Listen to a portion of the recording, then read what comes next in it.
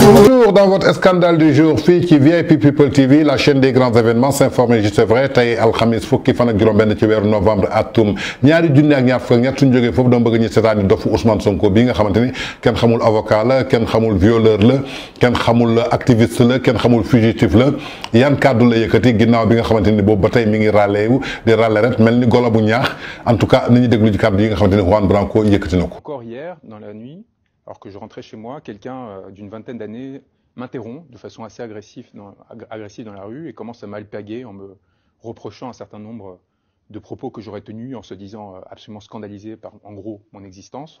Je ne sais pas si vous vous souvenez, il y a quelques mois, c'était la sœur de Gabriel Attal qui m'interpellait de cette façon et qui m'insultait et me menaçait et me disait tu vas voir ce qui va t'arriver, en faisant explicitement référence à des procédures dont je faisais l'objet. Cette fois, c'était le fils d'Agnès Buzyn, un garçon de 20 ans qui visiblement touché, parce que nous avons mis le point et le doigt sur des éléments qui sont particulièrement difficiles à entendre pour eux, mais surtout dangereux.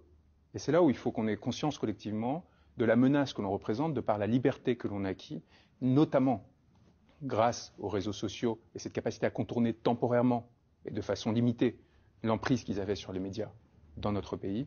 Eh bien, cela les touche, je peux vous le dire, très profondément, au point où des membres de leur famille, lorsque vous passez devant eux, ne peuvent pas se retenir de venir vous voir pour vous menacer, vous pointer du doigt et vous dire de faire attention. Donc évidemment que ce qui s'est passé au Sénégal est probablement la pure extension du combat que nous menons en France, non seulement d'un point de vue idéologique, comme je le racontais jusqu'ici, mais tout simplement parce qu'il y a eu utilité et instrumentalisation de ma situation au Sénégal par les autorités françaises pour tenter de m'y faire emprisonner. kon yaakaar naa ni ñoo déggandoo kàddu yi nga xamante ni mi ngi koy wax ci digganteem ak mooy problème yi mu am ak foofu mooy famille Attal boobu nga xamante ni ñooy ministre de l'éducation nationale ginnaaw bi ñu koy attaqué di ko agressé su doxee ci mbedd bi ñu koy woo di ko saaga maanaam li nga mérito rek lañ la jox yow xamagoo sax li lay dal comme da nga toog sa phrase boobu di attaqué Sénégal guddeeg bëccëg li ngay attaqué état du Sénégal ci Twitter bi di menacé suñu ay institutions di menacé président de la République Macky Sall dëkk bi nga dëkk nag foofu lañ la fekk rek di la attaqué yow attaqué ko ñu la sax balaa ngay xam ne attaqué nañ la gaa yi fekk la foofu jàppal la dóor la ba ngay bëgg a dee wala daggate la sànni la ci biir scène bi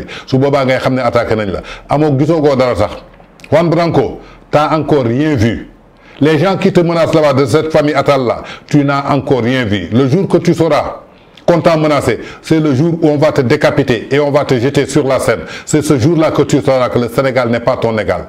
Tu es très impoli, incorrect, comme tu l'as annoncé le juge de la CEDEAO. Tu es très impoli, très incorrect pour poster des tweets, pour poster sur tes pages Facebook et insulter notre institution qui est le Sénégal. Rien n'est plus fort pour nous que le Sénégal. On respecte notre pays. Personne ne nous manquera de respect. Raison pour laquelle tu n'as encore rien vu. Moi, je te défie, Juan Branco, je te défie. Une fois que nos quatre yeux se croisent, tu vas me dire pourquoi tu manques autant de respect à notre pays qui est le Sénégal. Ce jour-là, tu me le diras et je te défie. Là où tu veux, tu peux aller là où tu veux. Moi, Juan Branco, je te défie, Tange Tangian. Tu n'es rien, tu es impoli, incorrect, un activiste, un simple présumé violeur, quelqu'un qui ne serve rien à son pays, qui ne serve rien à ses compatriotes ni à ses concitoyens. Juan Branco, tu n'es rien, tu n'as encore rien vu, tu manques encore de menaces. Raison pour laquelle tu as donné rendez-vous le vendredi que tu seras à Dakar. Juan Branco, on t'attend ce vendredi à pied ferme le 17 à Dakar. Viens, tu vas nous trouver ici. Tu sais, la dernière fois, tu as essayé de rentrer en fugitif en te déguisant en tant que pêcheur sur les rives de la Mauritanie. C'est là-bas qu'on t'a attrapé. Ici, on va te couper les couilles. C'est moi qui te le dis, Juan Branco. Kon muy dof jooju nga xamante ni neen dañ koy menacé ñu dof lu ci kaw nit ñi naan day ñëw Sénégal le 17 ginnaaw mooy procès kii nga xamante ni mooy procès Ousmane Sonko. En tout cas ñu ngi koy xaar bu baax a baax muy li ñu leen doon tey seen scandale.